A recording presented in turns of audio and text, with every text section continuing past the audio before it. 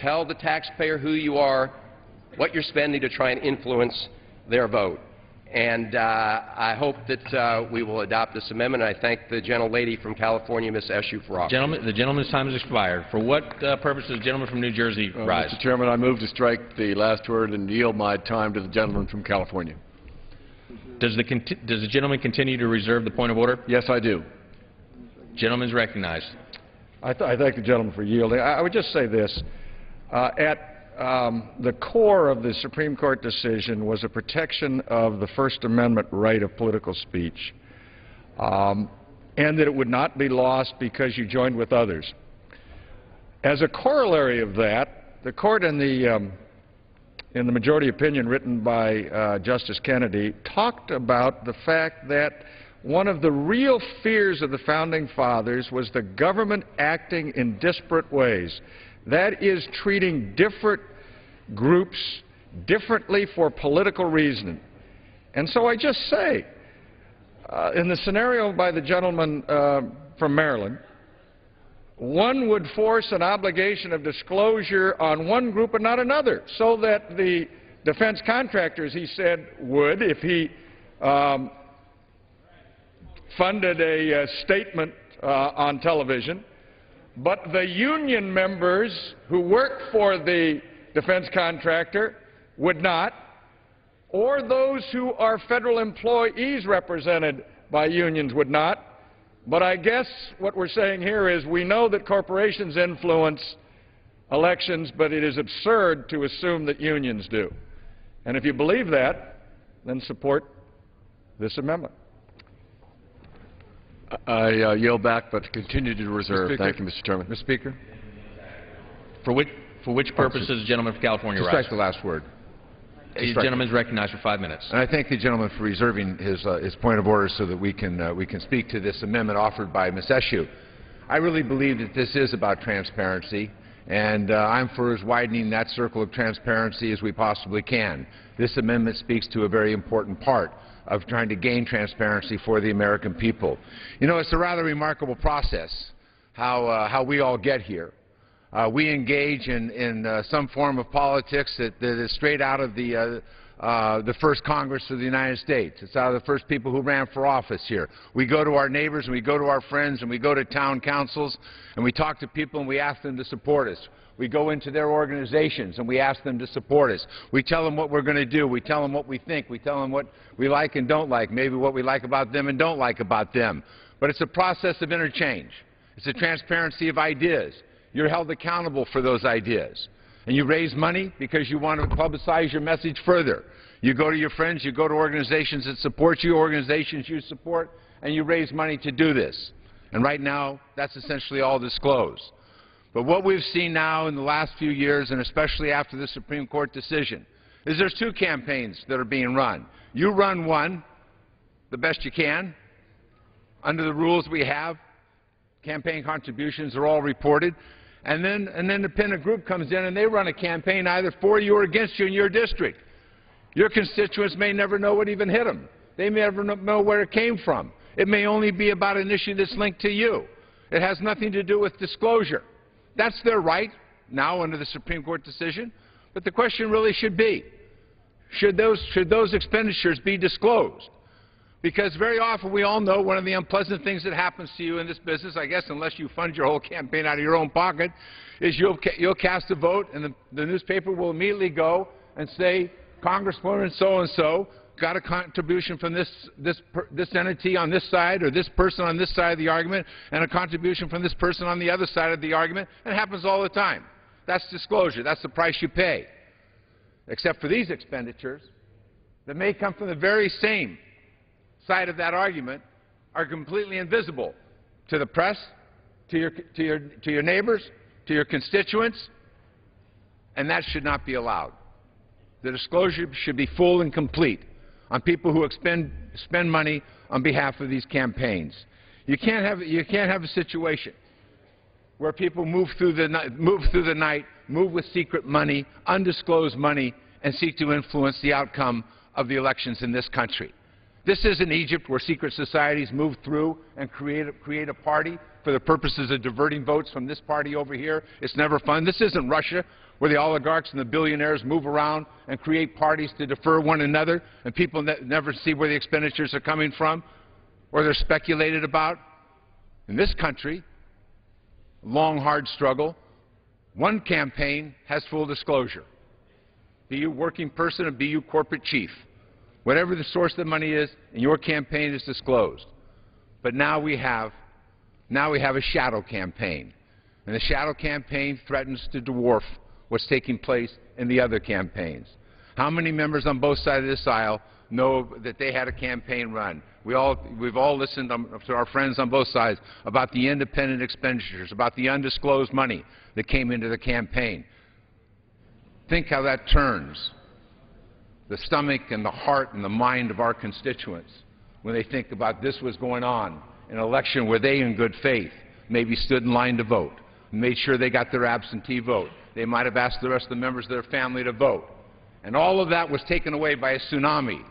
6 million, 3 million, 9 million, 12 million that just showed up on your doorstep of your district. All of it undisclosed. Now gathering the forces once again to get ready for the next cycle. People bragging about how much money they will have. People bragging about their involvement, their success ratios. All of that to intimidate members of Congress, to make people think about the vote. But they'll never be held accountable for those actions. That's what transparency is truly about. And the transparency is as much for us as it is for our constituents. And it's important to our constituents because they do make judgments about us. They do make judgments about issues. They have expectations of us. They have hopes of us. And it's only that information and that transparency that will let them act in a rational way on behalf of their vote, to protect their vote, the vote they just cast, and the vote they anticipate casting into the future. We have an amendment here to rip away the $3 checkoff. A modest effort by constituents to say, I want to make sure the elections are clean and transparent. And now we see that the undisclosed far exceeds anything that they can possibly do. I thank the gentleman again for reserving the point of order, and I yield back the balance of my time. The gentleman's time has expired. For what purpose does the gentleman from New Mexico rise? Move to strike the last word. The gentleman is recognized. Thank you, Mr. Chairman. It is indeed interesting to listen to the arguments that are coming on this particular amendment. Myself being on the receiving end for the third cycle in a row, about $1.5 million in ads run against me by a group that is protected. Their secrecy is protected under the Disclose Act that was passed under the last Congress.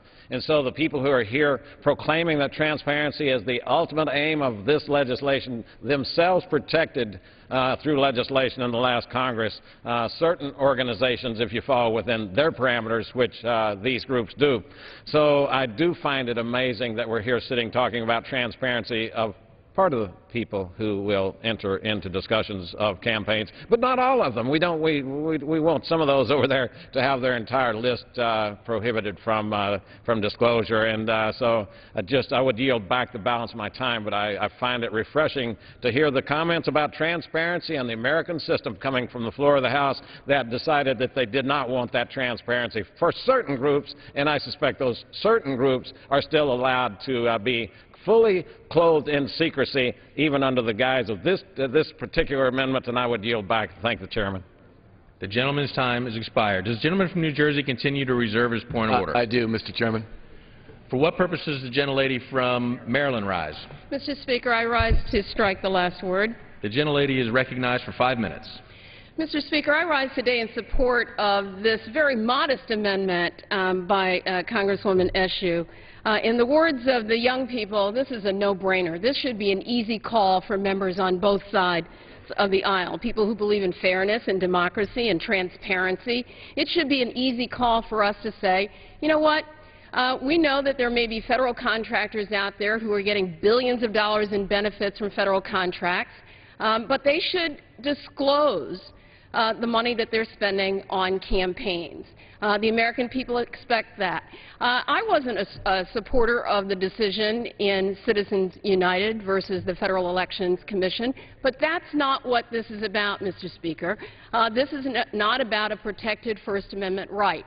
I read the decision in Citizens United, and what I took away from that, Mr. Speaker, is that, in fact, the one area that the Congress does have some authority in is to regulate the disclosure of expenditures in campaigns. The Court was very explicit about that, and I know that there have been, Mr. Speaker, a number of statements here on the floor that suggest otherwise. It suggests that this very fine and modest amendment would in fact impede on constitutional rights. But that's not what the Court said at all. What the Court said is that it's important, and Congress has the authority to regulate the disclosure of corporate expenditures on campaigns, and this amendment does exactly that. It says, you know what, to play by the rules, these are the rules that we set. If you spend money on campaigns, we have a right, the public has a right, an interest in knowing what your interest is. And so I'm a strong supporter of this amendment. It's simple. Who funds campaigns? What's your special interest, Mr. Speaker? At a minimum, government contractors who really stand to gain billions of dollars should disclose their interest in our campaigns. This is a simple question of democracy, and members can declare here today that either they're on the side of the public interest and support this amendment, or they're on the side of secrecy and collusion and oppose the amendment. It's imperative that we really prevent secret donations in our elections. We've eliminated the presidential campaign fund, so much more unfettered spending will take place in presidential campaigns. We can't afford to continue to obstruct common sense reforms that diminish the voices of the American people. And I'm not alone.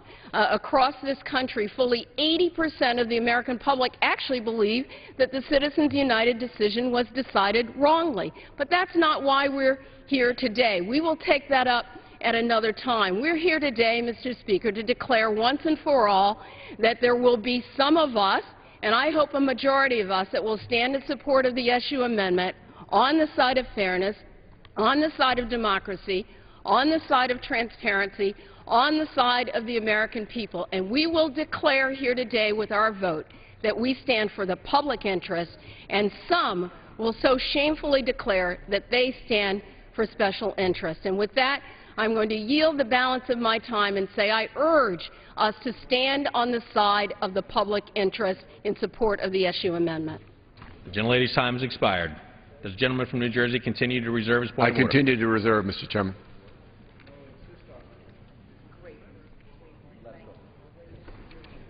For what purpose does the gentleman? Mr. Chairman, I make a point of order against the amendment because it proposes to change existing law and constitutes legislation in an appropriations bill and therefore violates Clause 2 of Rule 21. The rule states in pertinent part, and I quote, an amendment to a general appropriation bill should not be in order if changing existing law, unquote.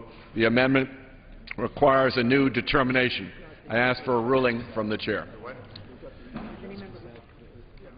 Any member wish to be heard on the point of order? If not, the chair will rule. The chair finds that this amendment includes language requiring a new determination of whether certain political contributions were disclosed, a determination not required by existing law. The amendment therefore constitutes legislation in violation of Clause 2 of Rule 21. The point of order is sustained and the amendment is not in order. For what purpose does the gentlelady seek recognition? Mr. Chairman, I have an amendment at the desk. It's amendment number 195. The clerk will designate the amendment.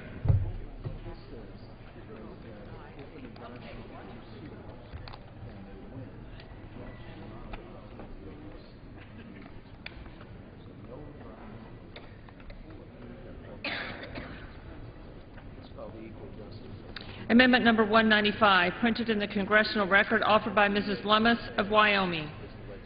The gentlelady is recognized for 5 minutes. Thank you, Mr. Chairman, and I want to thank the staff of this House of Representatives. We adjourned this morning at 3:48 a.m. With a staff that diligently stayed and worked these amendments, the staff outside that provides security. It is an amazing effort by the people who serve this country as the staff members of the U.S. House of Representatives, and I want to take this opportunity to thank them for their outstanding service.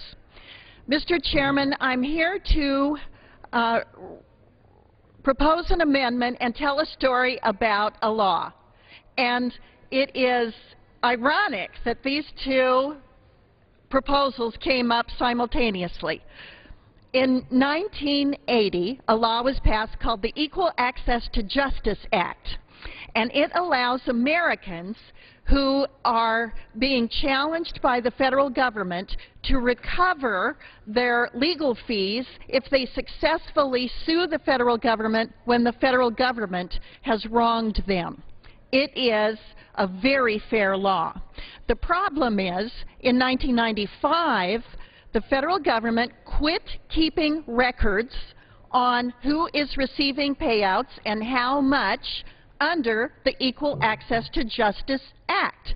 Consequently, this law has been hijacked by certain groups who use it to sue and recover judgments. For example, there are 14 environmental groups that have recovered $37 million by filing 1,200 lawsuits for which they've recovered judgments and even legal fees under settlements with the federal government, thereby fueling the fire of suing the federal government over sometimes procedural issues.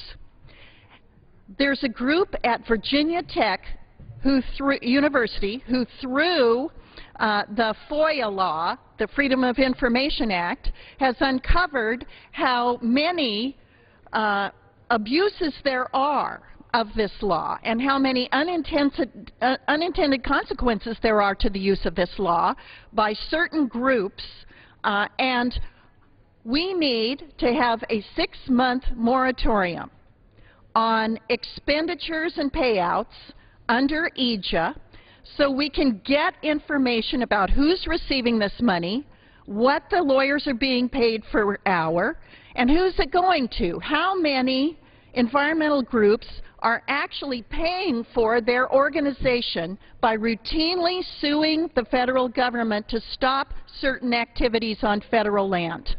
This is taxpayer money that's being used for this purpose, and in light of my colleagues on the Democratic side of the aisle's enthusiasm for sunshine, for full disclosure, for knowing where taxpayer dollars are going, I strongly encourage you to support my amendment. Mr. Chairman, I yield back the balance of my time. The gentlelady's time is expired. For what purpose does the gentleman from Pennsylvania or Virginia rise? Virginia. Mr. Chairman, I rise to strike the last word in opposition to this amendment. The gentleman is recognized for 5 minutes. Mr. Chairman, equal access to our nation's courts for all Americans is a hallmark of our democracy and our system of justice. Providing attorney's fees to successful plaintiffs ensures that the government is held accountable when it overreaches its power.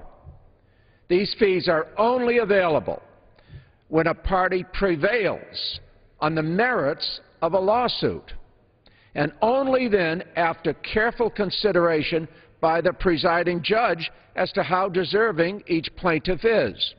Attorney's fees are available to individual citizens, local communities, small businesses, tribal entities, nonprofits, all regardless of where they stand on any particular issue. Providing attorney's fees ensures that powerless, less wealthy individuals who don't have a voice as a result of their not being wealthy or representing a corporate interest can nevertheless be heard by our government, by our court system. Otherwise, they wouldn't have the means. We already suffer under a system where too often big money, as we just had that discussion, crowds average people out of our political system, squeezing them out of this political process here on Capitol Hill. Now you want a system where big money squeezes average people out of the courthouse as well, out of our justice system. Awarding attorney's fees makes it possible for environmental groups, I acknowledge that, to bring court actions to protect our environment. I happen to think that's a good thing. But it also allows small business owners, farmers, ranchers, timber workers to ensure that their rights are protected as well when they believe that the federal government is in the wrong. It works both ways. This Republican zeal to target every program that protects natural resources is just difficult to comprehend.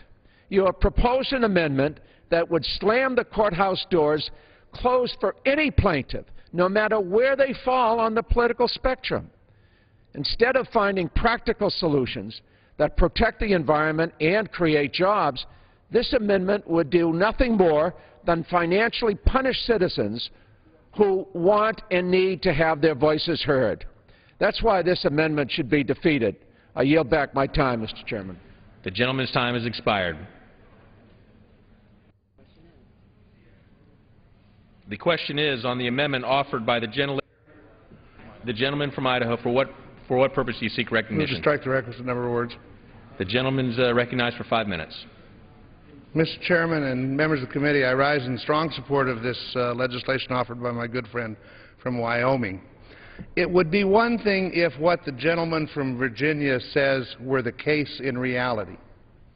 It's not the case in reality. I think that's the reason that this law was passed, so that those people, the powerless, less wealthy individuals that the gentleman referred to, would have access to the courts. And the last thing we want to do is deny citizens their right to have a say in how, in this case, our public lands are managed. But it has become, frankly, a cottage industry, suing the federal government, which is suing the people, and then asking the people to pay for your legal fees to do so. The Equal Access to Justice allow those suing the federal government to be reimbursed for their legal costs, even if they don't prevail on a majority of the counts.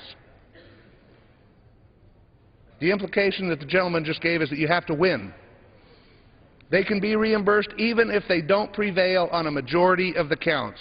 The law has been abused by several interest groups who've turned this into, as I said, a cottage industry and now sue the government on a regular basis. They fund their organization through this, and that's a problem. If somehow we could get it back to what the gentleman said it was, that would be one thing. So far, we haven't been able to do that. And in fact, we had language in our last appropriation bill that didn't make it to the floor, along with the other appropriation bills, that would have at least said, why don't we find out who's getting this money?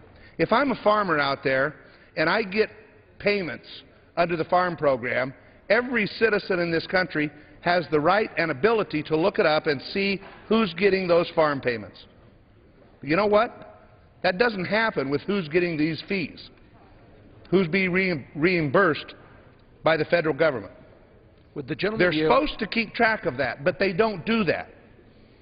And in fact, when we asked the Secretary, does this come out of your budget or does it come out of the Justice Fund? Who pays for this? Nobody really knew. And if it doesn't come out of their own budget, what's their incentive to do things the right way? Quite frankly, many of these lawsuits prevent the management of federal lands for the benefit of the people. For example, holding important forest thinning projects and wildfire prevention projects. This, as I said, has become a cottage industry and needs to be reformed. This would prevent these fees from being paid during the term of this CR, the next 7 months or however long it takes. I'd be happy to yield to my friend from Virginia. I thank my very good friend from Idaho. Is it not the case that you only get fees on that part of the suit that you brought where you actually win? That you do have to prevail in order to get on something in order to get reimbursed, and it's only on where you prevail that you get any fee reimbursement. That's accurate, but you don't have to prevail in the overall case. You could actually lose the case for what you're trying to do. It is, to me, it is the problem that good intentions gone awry.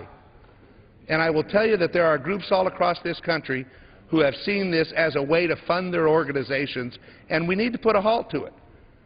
Because what we're doing is asking the people of this country to fund people to sue them. I don't know who else does that. But on the other hand, I agree with the gentleman that we want those people that don't have the ability or the resources to have a say in how public lands are managed, to have a say in that. But it has gone awry, and we need to put an end to it, and we need to reform the process. I would yield back the balance of my time. Expire. For what purpose does the gentleman from Massachusetts rise? I rise to strike the last word. The gentleman is recognized for 5 minutes. Thank you. This amendment is overbroad, to use a euphemistic term in order to describe what its impact will be upon those who are the least powerful and most aggrieved in terms of the impact which the federal government has upon their lives as individual citizens. Let me give you an idea of how broad the impact of this amendment is.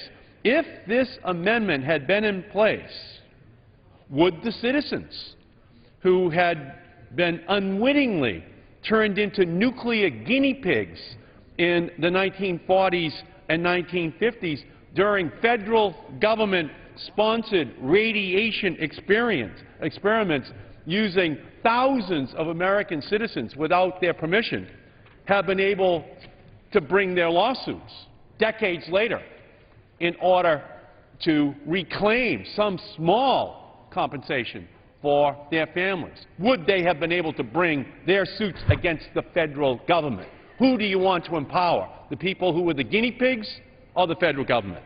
Would a widow who sued the Social Security Administration for refusing to provide the survivor's benefits that she was still due, would she be able to sue? Or are the legal fees just so great that the widow just has to live without the benefits? Would those who lived downwind from a nuclear test and suffered cancer or other health effects, would they be able to sue? They've only found out years later what the impact is on them. How can they possibly afford the legal fees to take on the federal government? Would the atomic veteran deployed at the test site during the atmospheric nuclear testing of the 1950s ever have been able to afford to bring their case to court? Would those people all across Nevada and Arizona and Utah, those states out west where these poor victims only found out later, how could they have ever afforded to have brought a lawsuit if they're not going to know that their legal fees will be covered when they win? Would government whistleblowers be able to bring a case in response to retaliation by their superiors? How can they sue the government? It's this lone individual against the federal government. We should be empowering these individuals against the federal government when it acts in an imperious, arbitrary, capricious way that ruins people's lives. Would citizens harmed by a contamination at a Superfund site, at a military base, in their neighborhood be able to sue the federal government because of the harm that has now gone into their neighborhoods? Or should we just say, sorry, you're out of luck, the federal government did it to you, they did it to you in your neighborhood, you don't have the capacity because you're just some poor citizen living accidentally nearby a military base? What would the black farmers who were discriminated against for decades by the Agriculture Department have been able to do in terms of bringing a lawsuit? They couldn't have done it. Those poor black farmers took a generation. Whose funds that? How do they take on the federal government, which had a policy of discrimination for 200 years against black farmers? How do they do it? You're defunding all of those lawsuits with this one amendment. What would have been the impact on Native Americans who trusted the government to protect their interests in natural resources and instead were ripped off? How do those Native Americans bring their case? All of these things are now basically undermined by the amendment that we are now considering. That is this impact that is being visited upon all of these victims and all future victims of actions by the federal government of the United States of America. This is where you get to show what your attitude is towards the federal government when they are acting in a way which does direct harm to the health, the well-being, the safety of ordinary Americans in our country. So this is an amendment, and I will read the amendment. None of the funds made available by this Act may be used for the payment of fees and other expenses under Section 504 of Title V of the U.S. Code. So this covers every suit that could be brought by any citizen against any federal agency of the United States government. I don't know how you can side with the federal government against ordinary citizens and their right to sue, especially those who have been harmed the most seriously. So I urge a very strong no by every member of Congress who really does believe that the federal government has to be put in its place when they harm ordinary citizens. The gentleman's time has expired. For what purpose does the gentleman from California rise? The gentleman is recognized for 5 minutes. Against the amendment.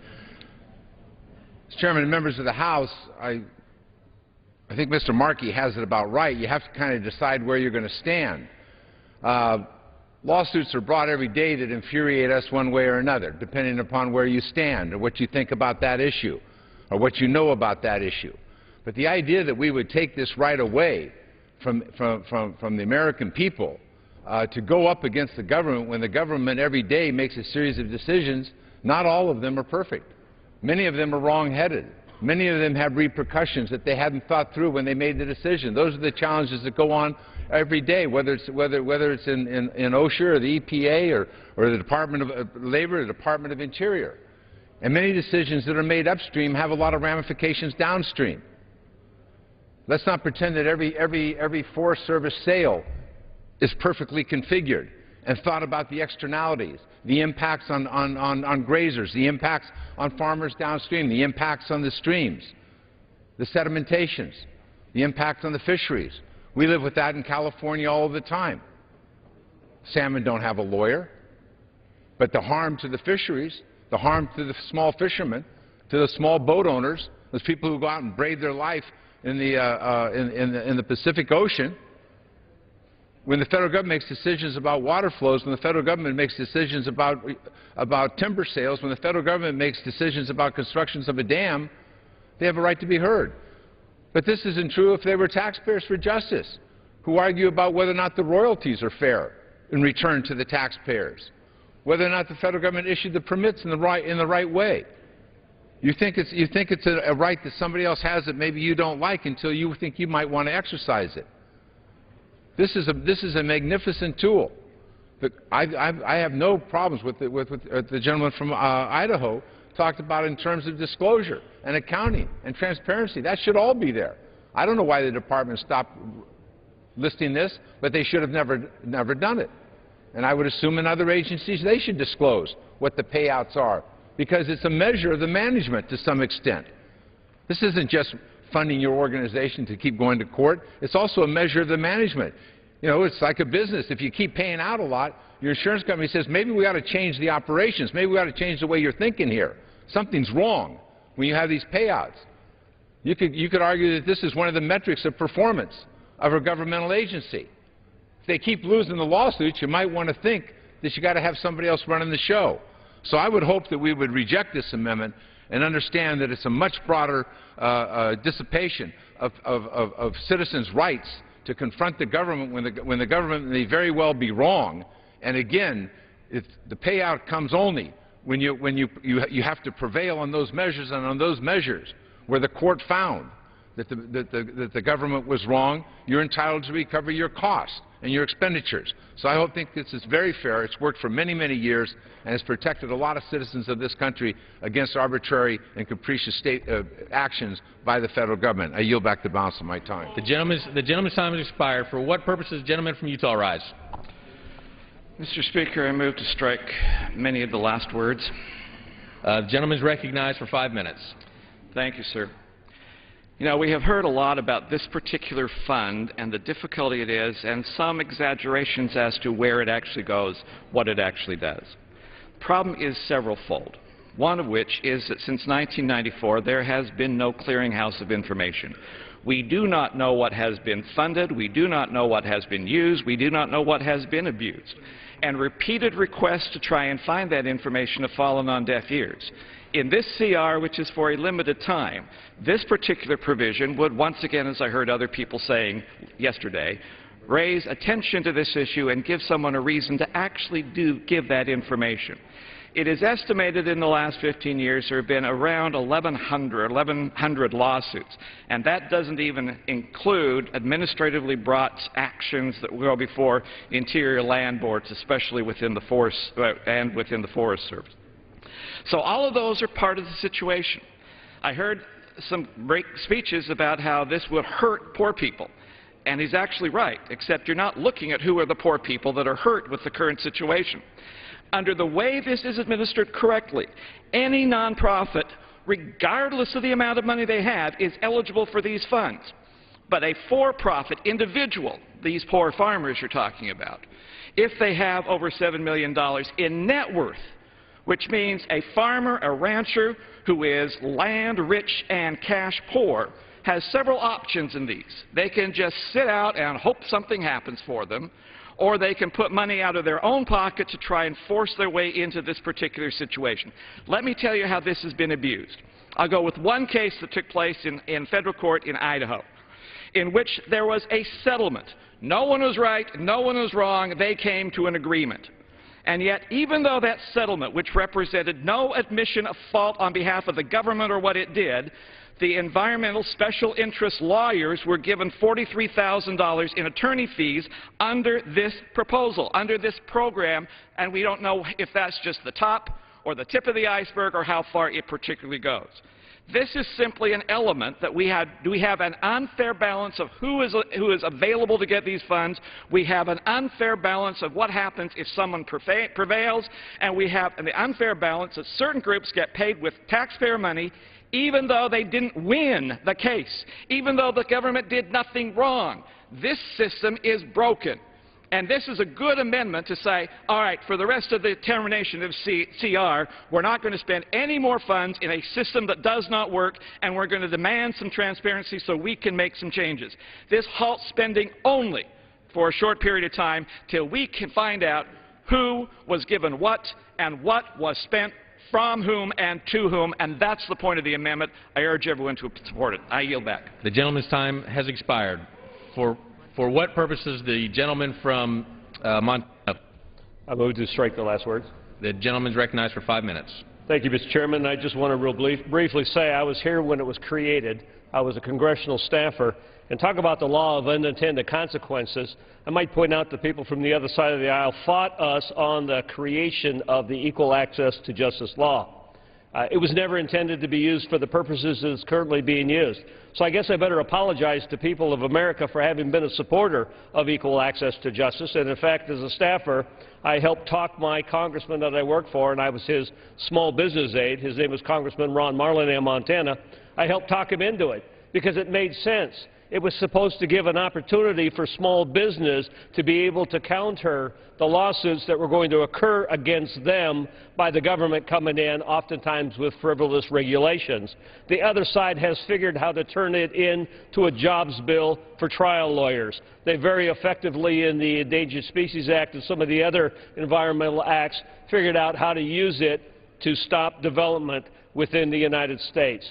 So unfortunately, in the early 90s, we as small business advocates were the ones that helped push this through. The only group at that time that was exempt was the IRS.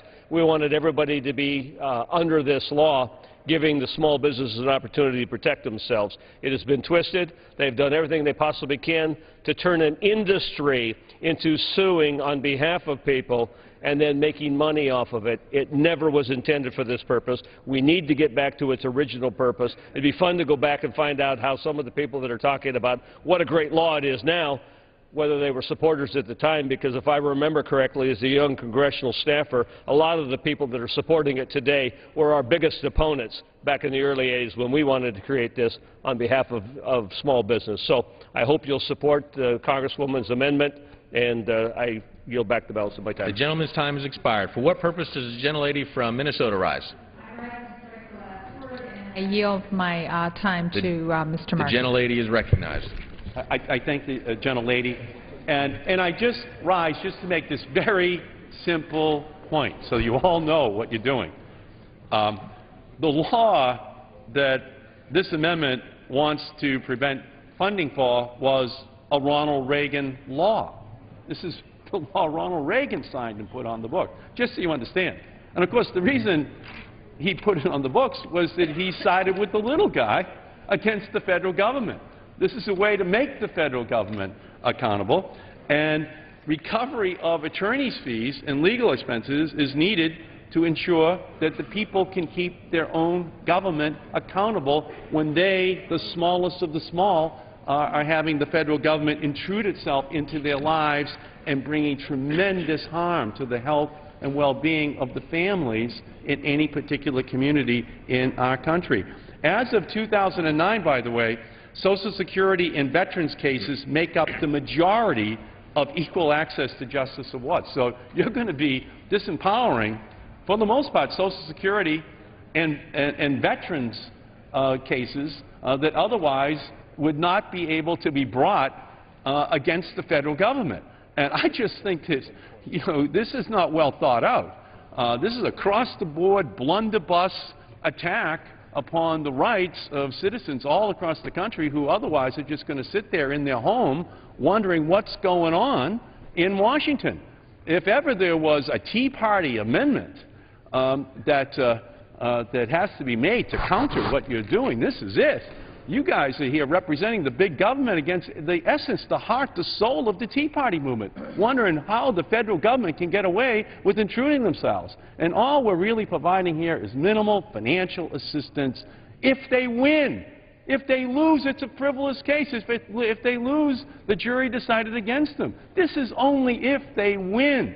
If they put up their life savings to try to take on the federal government and they win because the federal government had compromised the rights of their families. So I just want to let you all know environmental cases amount to a very, very, very tiny fraction of all the cases that we're talking about. We're talking about, for the most part, ordinary families. And I understand why, why some people might not want to give these people the right to sue. But you're making a big mistake. It's at the heart, it seems to me, of what the Tea Party movement was all about, and voting against this is going to be voting for this will be a very difficult thing to explain. I thank the gentlelady from Minnesota.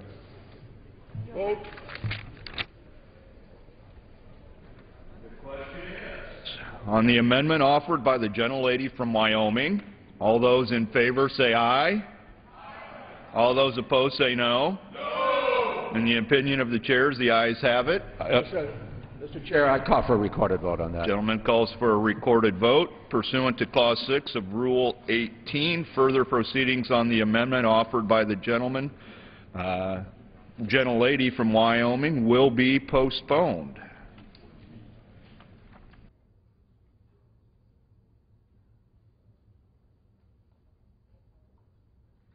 For what purpose does the gentlelady from California rise? Thank you, Mr. Chairman. I have an amendment at the desk. Will designate the amendment.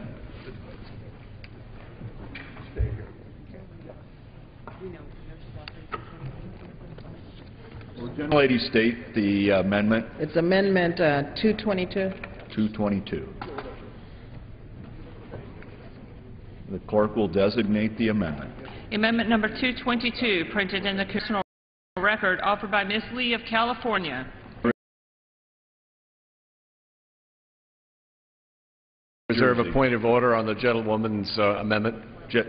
The point of order is reserved. The gentlelady from California is recognized for 5 minutes. Thank you, Mr. Chairman. Well, this is unbelievable, but I rise today in support of my amendment.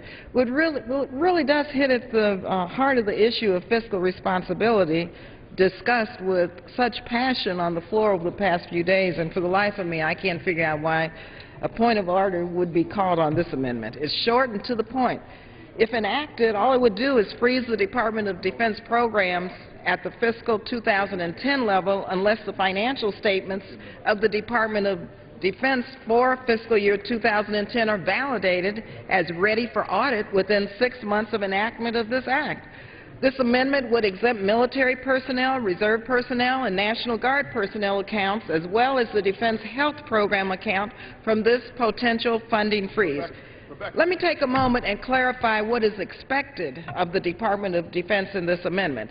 My amendment would simply require a determination that the Department's financial statements comply with generally accepted accounting principles, applicable laws, regulations, and that they reflect reliable internal controls. These are just basics if you're managing a budget. Sadly, the Department of Defense Inspector General and the GAO have documented time and time again the Department's inability to answer this basic question: where are our defense dollars going?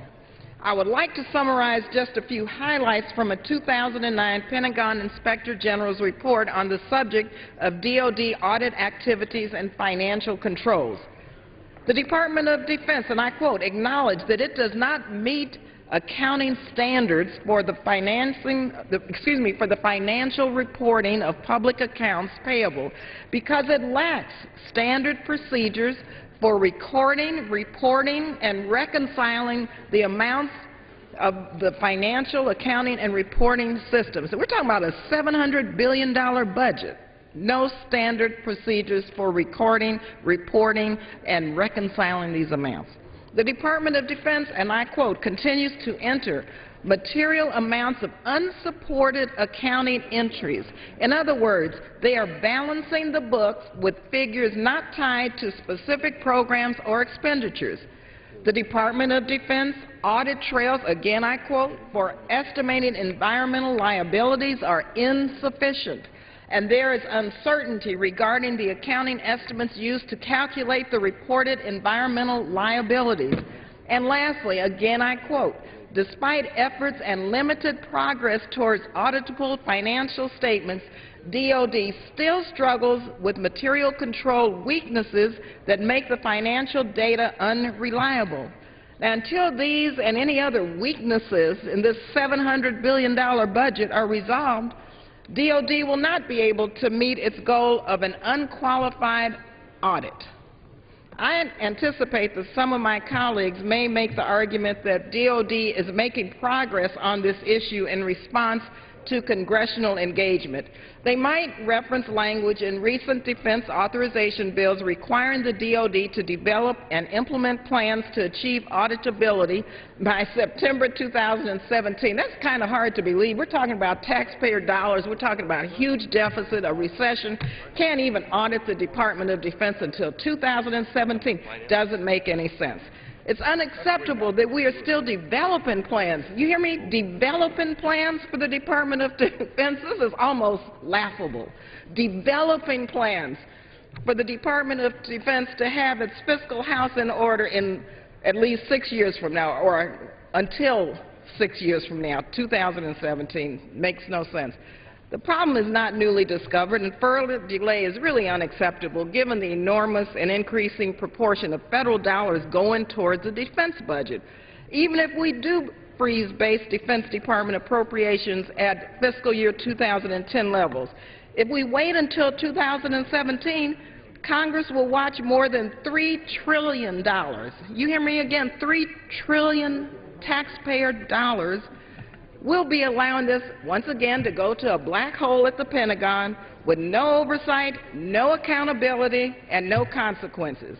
In the 1990s, Congress was promised these financial deficiencies would be solved by 1997. The timeline was delayed to 2007. That was in the early 2000s.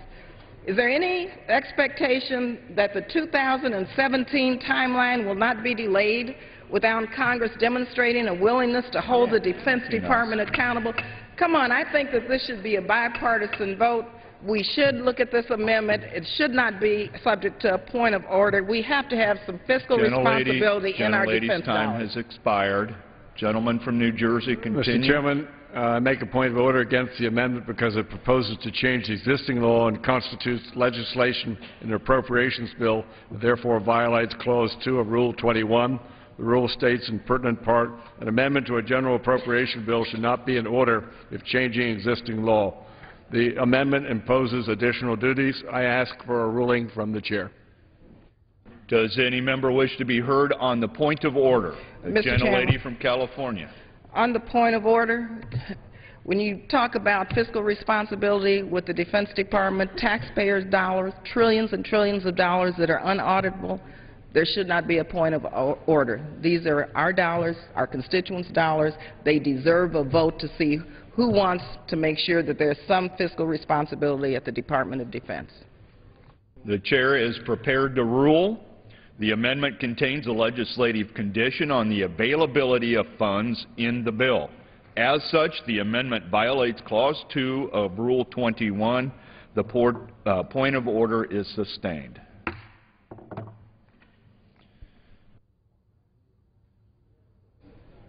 Purpose does the gentlelady from Florida rise? Mr. Chairman, I move to strike the last word, and I have an amendment at the desk.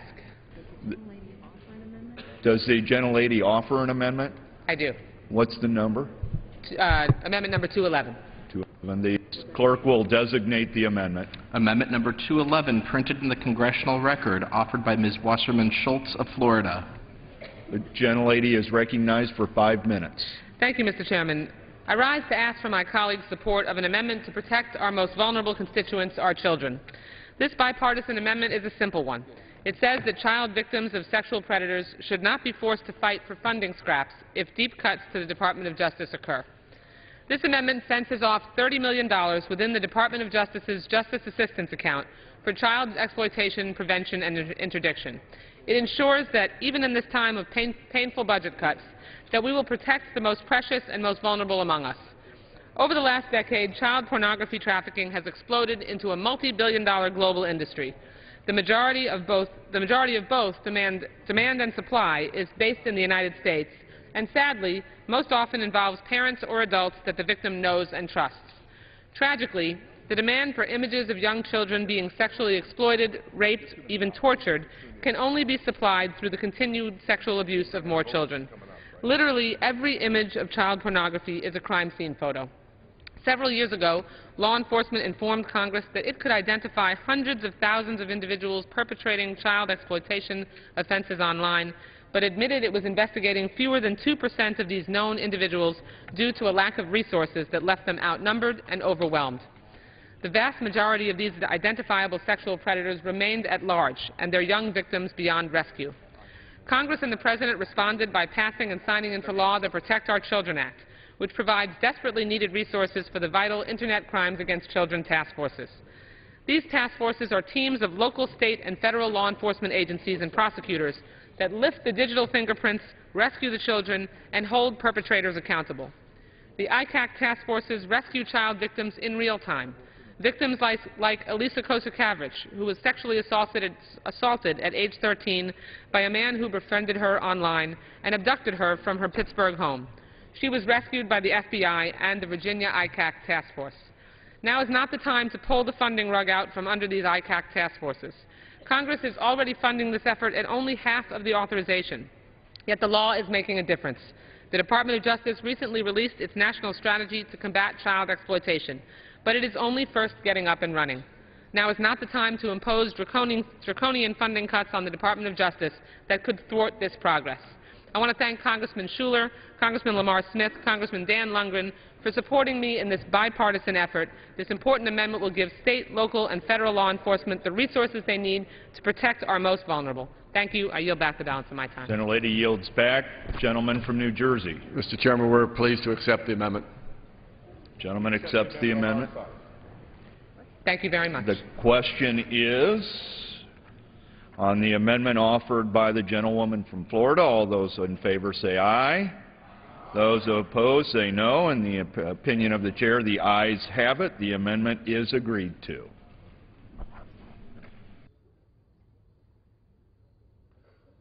Oh, for what purpose does the gentleman from Texas rise? With the desk. Will the gentleman designate the amendment? 165. The clerk will designate the amendment.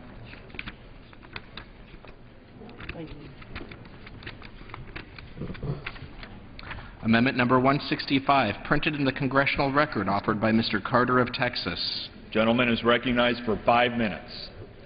Thank you, Mr. Chairman. The U.S. cement industry is among the most regulated in the world and has long served not only as a responsible steward of the environment, but as a provider of high-wage family jobs in communities throughout this country. It competes against imported Asian cement, which has the advantage of low wages and non-existent environmental regulations. Yet the EPA has planned to drop a bomb of job-killing, ineffective regulations on this industry, which by the EPA's own admission could result in an increase in global mercury pollution as production moves to those countries with no air quality standards. Specifically, in September of 2010, the EPA finalized the Portland Cement National Emission Standards for Hazardous Air Pollutants, NESHAP, a rule based on questionable science. U.S. cement industry provides more than 15,000 high-wage jobs with an average compensation of $75,000 per year, and along with allied industries accounts for nearly $27.5 billion of the gross domestic product. Due to the recession, the cement industry has already lost over 4,000 jobs. This bad rule threatens to close another 18 of the 97 cement plants nationwide and throw another 1,800 Americans out of good-paying private sector jobs. Mr. Speaker, as bitter as this would be in the middle of a horrible recession, if it were to guarantee that it would reduce mercury pollution, at least this high human cost might be justified. But when the cement production from these plants are shifted to China and India with no air quality standards, we could face an increased mercury pollution worldwide and in this country. Today, 75% of our annual mercury deposits are already coming to the United States from outside this country. And that's indicated by this map prepared by the Electric Power Research Institute. And if you look at this map very briefly, here's the regulations chart. Red is somewhere between a little under 80% and 100% of the mercury. And if you look west of the Mississippi, in fact, it actually crosses the Mississippi, all this area red, then that means that the Asian pollution pollutes the mercury in this part of the United States in a percentage between 80 and 100%. Now, as you move across into the Midwest and the South, it's only between 60 and 78% is provided by the winds bringing pollutants from Asian production. And of course, Florida is down here. It's in the red, so it's between 80 and 100. And it's only in the East Coast do we get down in this range here, which is 20 to a little bit over 55. And the blue is below that, which is just a few dots over here on the East Coast. So right now, our mercury problem is not coming from our problem. It's not our problem. It's from outside the United States right now. And we're going to implement rules and regulations dropped on this industry by the EPA, which is going to drive at least 18 of these plants and possibly the vast majority of these plants offshore. Where are they going to go offshore? They're going to go to Asia. And right now we have ways to measure this and protect ourselves on our plants already in place, and most of the things that EPA are asking for are in place, but they changed the rules in the middle of the game, and therefore we're asking that we do the right thing and force the EPA to sit back down at the table and draft a rule that actually reduces mercury pollution and saves U.S. jobs. This is important. This is a bad rule, and it's going to be bad for our environment.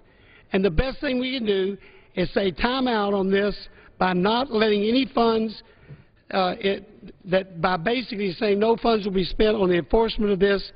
And we would hope that EPA would go back to the table, sit down with industry, and come up with a real solution for what they're trying to do. This is the purpose of my amendment, and this is what this is all about. Will the gentleman yield? Yes, I'll yield. Is this for 1 year, or is it for, what's the time frame? Basically, I don't have a time frame in here. So it's permanent law? It's basically permanent. But what we're saying is the real issue is the mercury issue and the hydrochloric acid issue, and those things haven't even been discussed. I appreciate the gentleman has yielding. expired. Gentleman from Virginia. Mr. Chairman, I rise to strike the last word. Gentleman is recognized for 5 minutes. The amendment would attempt to put to an end a rule that, first of all, would increase revenues in the industry sectors that design, manufacture, and install pollution control equipment by as much as $2.2 billion and increase employment in the cement industry by as much as 1,300 jobs. So, in effect, the amendment could be considered a job-killer amendment. But what it does is to prohibit EPA from implementing, administering, or enforcing final rules to control air toxics from the Portland cement industry. The standards for Portland cement kilns have already been promulgated. The amendment would not relieve industry of the obligation to meet these standards. Even though the agency would be precluded from spending funds to enforce the standards, citizens or states could bring enforcement actions against these sources that didn't comply with the standards. This amendment would also prevent EPA from providing technical assistance to such sources of pollution to assist them in understanding and complying with the rule, or to the states to assist the states in enforcing the rule. The compliance date is 2013, so the regulated industry sources are now in the process of evaluating control equipment needs and preparing to order large amounts of equipment in order to be in compliance. Lack of EPA assistance and oversight at this critical time may ultimately result in a number of facilities not being prepared to comply on the compliance date. This, in turn, could result in numerous enforcement actions and citizen lawsuits, all of which would ultimately result in significant costs that would have to be borne by the states and regulated sources, which this amendment would make avoidable. These funding limitations to stop EPA rules really have unintended consequences. They don't stop the legal requirements to regulate polluters. They really do, though, contribute to the pockets of lawyers that would litigate these issues out in the courtrooms. And it seems to me that we should defeat what is really an unnecessarily costly amendment, an ill-advised and ill-timed one. And so I would urge defeat of this amendment, Mr. Chairman. For what purpose is the gentleman